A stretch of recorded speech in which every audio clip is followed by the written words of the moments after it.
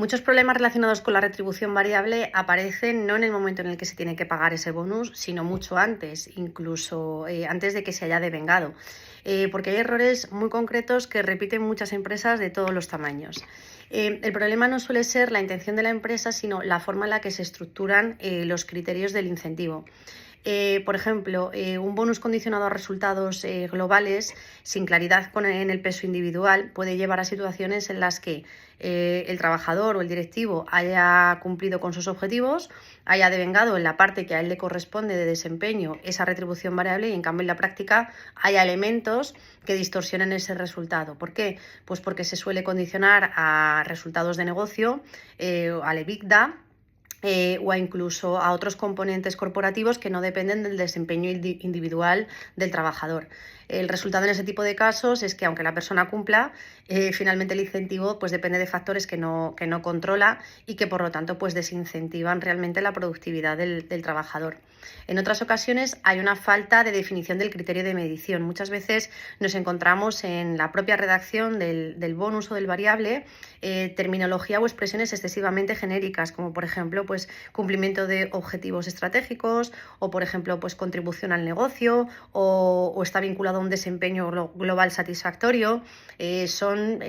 parámetros que son muy difícilmente medibles y que por lo tanto pues al final lo que hacen es dar una gran arbitrariedad en la concesión de esa retribución variable. Muchas veces también nos encontramos con cláusulas típicas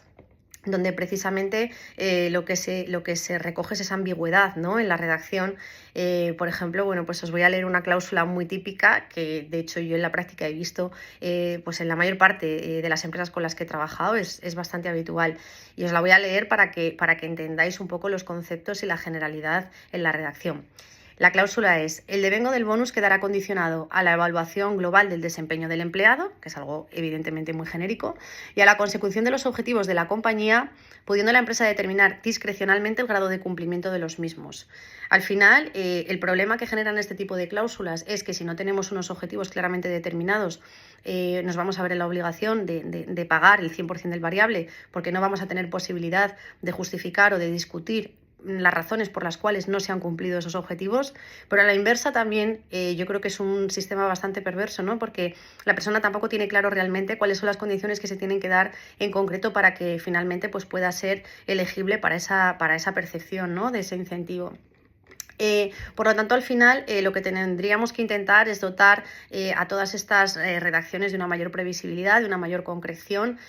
para que al final las reglas del juego sean claras para todas las partes y sobre todo pues, para evitar conflictos en la práctica que muchas veces vienen determinados pues, por esa ambigüedad en la redacción de las cláusulas.